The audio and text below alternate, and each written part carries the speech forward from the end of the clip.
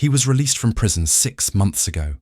He served time for attempting to lure a young girl from an online dating platform. Patricia's hands shook as she reached for her phone, her eyes never leaving the woman's face. "What's your name?"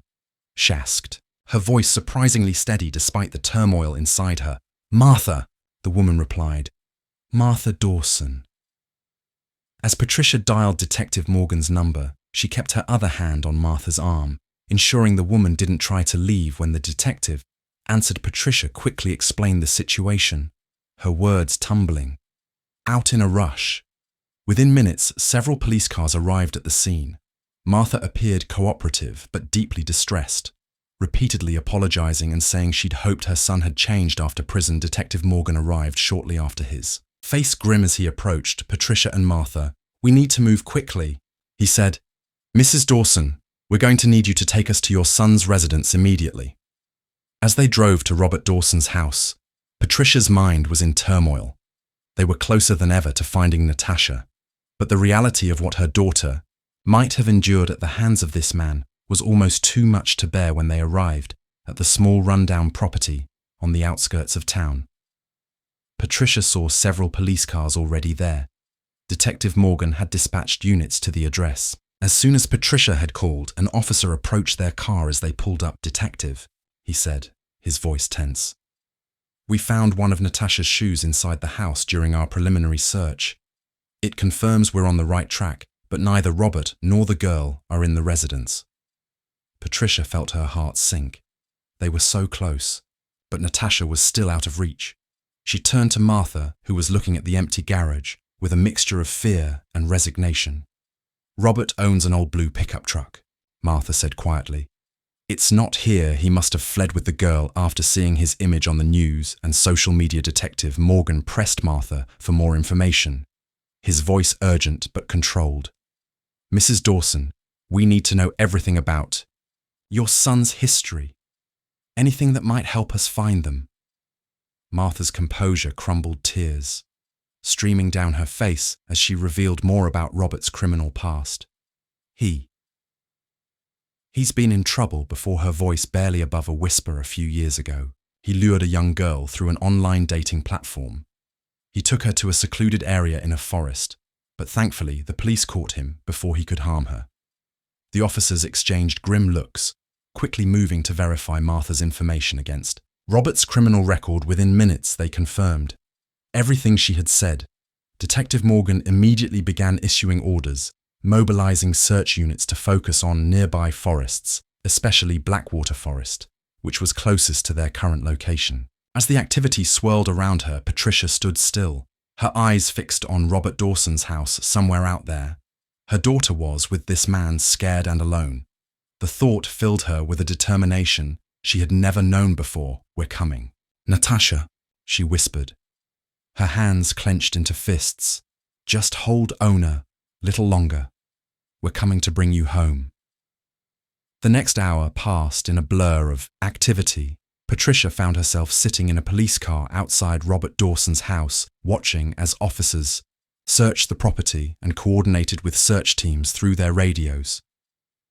The air was thick with tension, every minute feeling like an eternity. As they waited for news, beside her sat Martha Dawson, the elderly woman's face a mask of shame and sorrow. In quiet, halting words, Martha began to share fragments of Robert's troubled childhood and history of mental health issues that were never properly addressed. "I thought prison had changed him." Martha murmured, her voice barely audible. "I wanted to believe he could be better. I never imagined he would." Her voice trailed off, unable to complete the thought. Patricia found it difficult to look at Martha, knowing this woman had raised the man who had taken Natasha, but she also recognized that without Martha's courage in coming forward, they might never have gotten this close to finding her daughter. Road cameras along all major routes leading out of Elder Fork had been alerted to look for Robert's blue pickup truck. Patricia watched as officers relayed information about possible sightings, each report causing a momentary surge of hope before being dismissed as a false lead. Patrol units were being dispatched to set up roadblocks, at key intersections, their lights flashing as they sped away from the scene. Other officers were going door to door in the surrounding neighborhoods, showing Robert's picture and asking if anyone had seen him or his vehicle.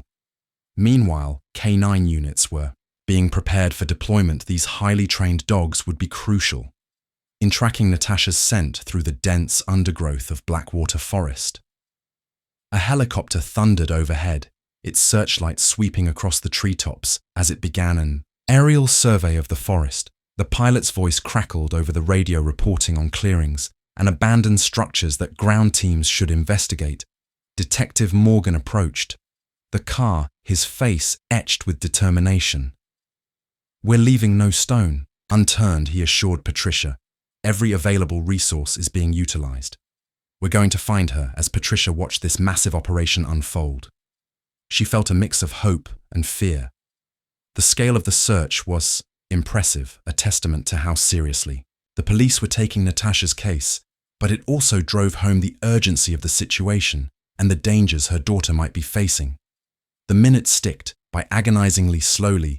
Patricia's eyes darted between the officers outside and her phone silently. Willing it touring with news of Natasha, she found herself holding her breath each time an officer approached the car, hoping for an update after what felt like an eternity, but was actually about 20 minutes. Patricia noticed an officer receiving information. Over the radio, his expression shifted, and he looked in her direction with an intensity that made her heart race. The officer approached their car, opening the door. "Miss Carter," he said, his voice carefully controlled. "They found Natasha alive. A K9 unit located her and Robert in a remote area of Blackwater Forest. Robert has been taken into custody."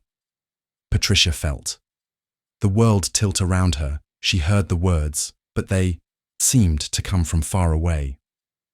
Natasha was alive. They had found her after 2 months of fear and uncertainty. Her daughter was coming home. Tears began to stream down Patricia's face as the reality of the situation hit her. She barely registered Martha's gasp beside her or the officer's gentle hand on her shoulder. "They're bringing Natasha to the police station now." The officer continued, "Medical personnel are waiting there to examine her. We can take you there immediately." Patricia nodded, unable to form words, as they drove to the station. Her mind raced with 1,000 thoughts. Was Natasha hurt? What had she endured during these 2 months? How would this experience affect her?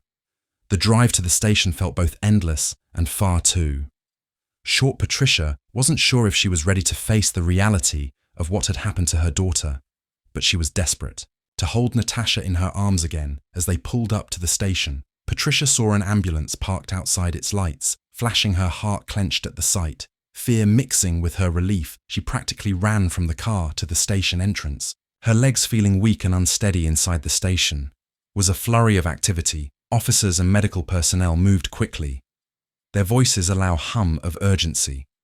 Patricia stood in the middle of it all, her eyes searching desperately for any sign of Natasha. And then suddenly there she was. Natasha appeared at the end of the hallway, escorted by a female officer and a paramedic. She looked small and fragile, her clothes dirty and her hair tangled, but she was alive, and when her eyes met Patricia's, the world seemed to stop. "Mom!"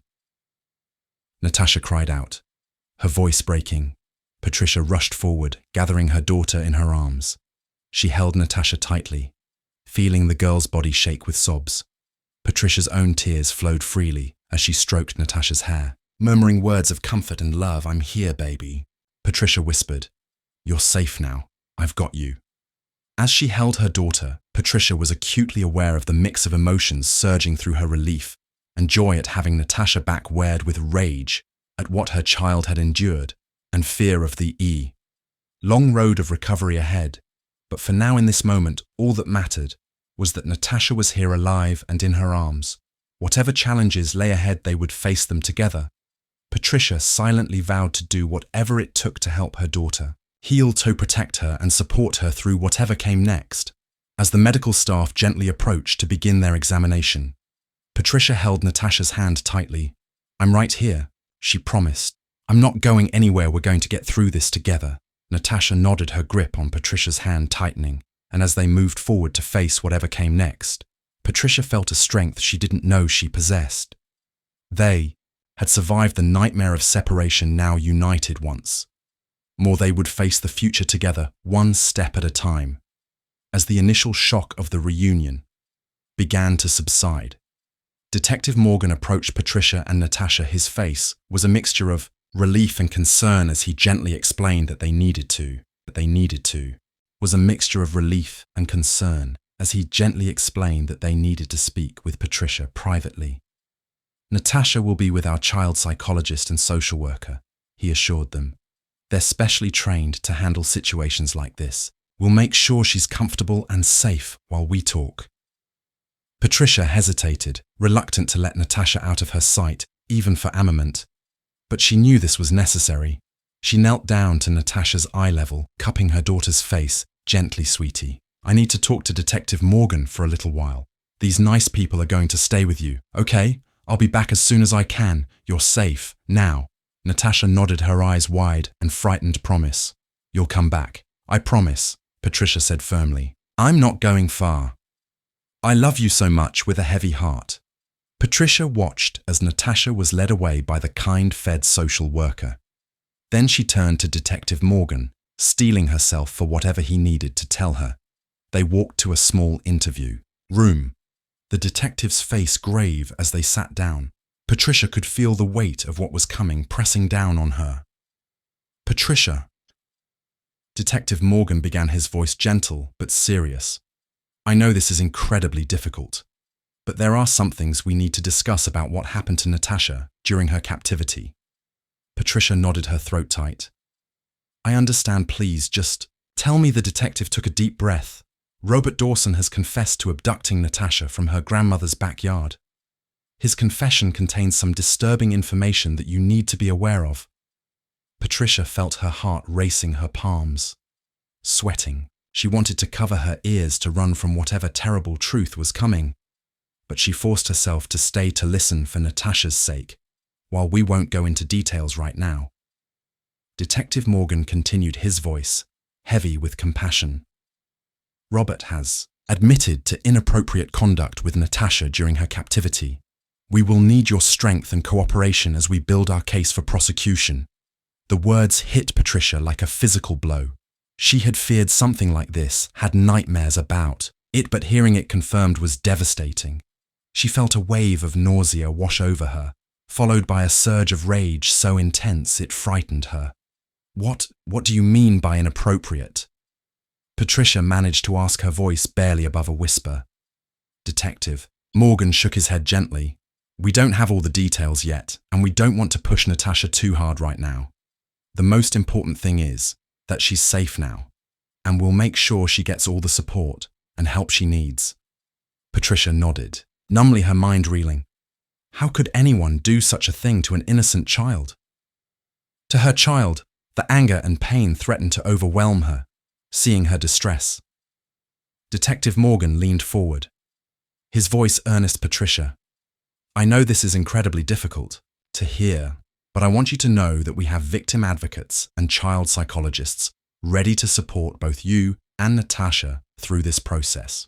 With proper support, children can recover from even the most traumatic experiences. Patricia took a shaky breath, trying to center herself. What do I do now? How do I help her? The most important thing is to be there for her.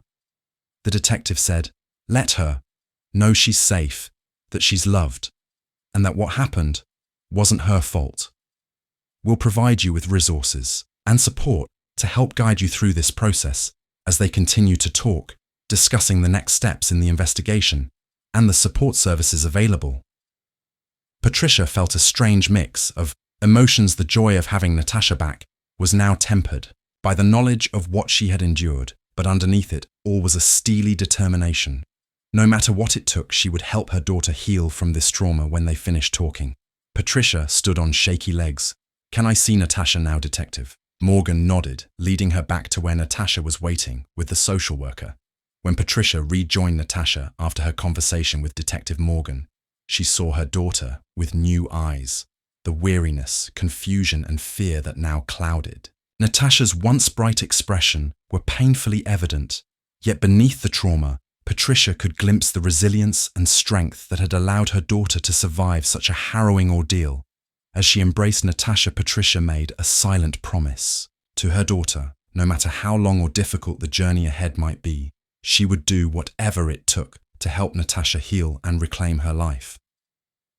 The social worker suggested they take a break outside the station, recognizing the need for fresh air and a moment of calm amidst the whirlwind of emotions and activity. As Patricia, Natasha, and the social worker stood together outside, discussing the next steps in gentle tones, a familiar figure approached them. It was Howard Jenkins, the park janitor, whose attentiveness had played such a crucial role in Natasha's rescue.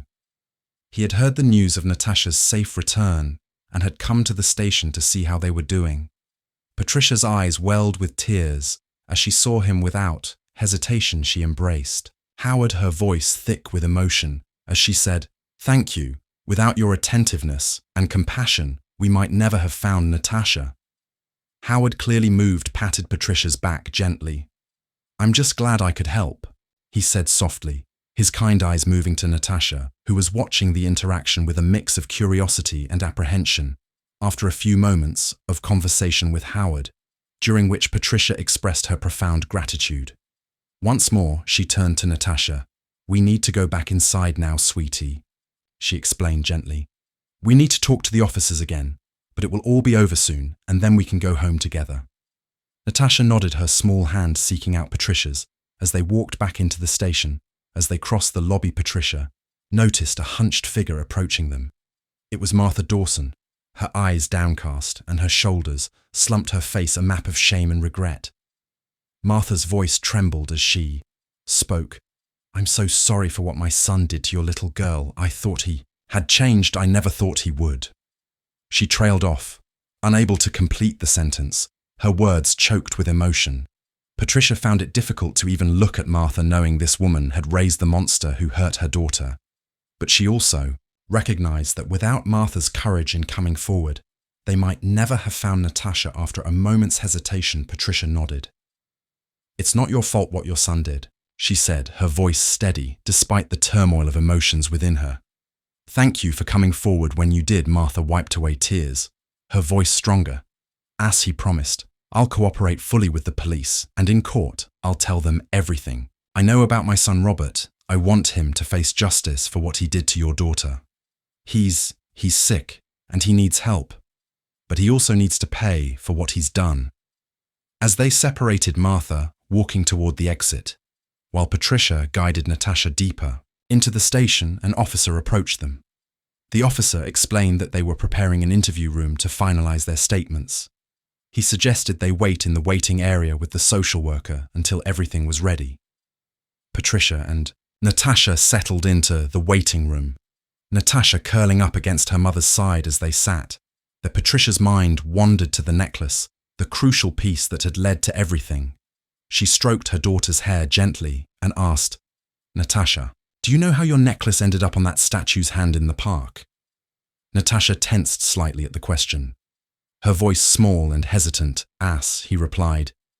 "He told me he is a friend of you and you are in the park. We got ice cream. But then he became angry. He took the necklace from me and threw it away." Patricia's heart clenched at her daughter's words, realizing that somehow the necklace must have ended up on the statue, looking down at Natasha's face. Patricia felt an overwhelming sense that this wasn't just coincidence. The park janitor noticing the necklace, Martha seeing the Facebook post, all of it coming together so perfectly to save Natasha. It seemed almost guided by something beyond mere chance. The officer returned, informing them that the interview room was ready as they stood to follow him. Patricia made a silent vow to do everything in her power to help her daughter heal from this horrific ordeal. Walking towards the interview room, Patricia was struck by a chilling realization. Predators like Robert Dawson lurked everywhere, hiding behind normal appearances while harboring monstrous intentions. She understood now with terrifying clarity how close she had come to never seeing her daughter again. With her arm protectively around Natasha's shoulders, Patricia walked toward the interview room. She was profoundly grateful for her daughter's return. but acutely aware of the long, difficult journey of healing that lay ahead for both of them. As they entered the room, Patricia took a deep breath, steeling herself for what was to come. The road ahead would be challenging, but they would face it together with love, support, and time. They would find their way back to happiness and peace for now. Patricia focused on the present moment, on being there for Natasha as they took this next crucial step in their journey towards healing and justice.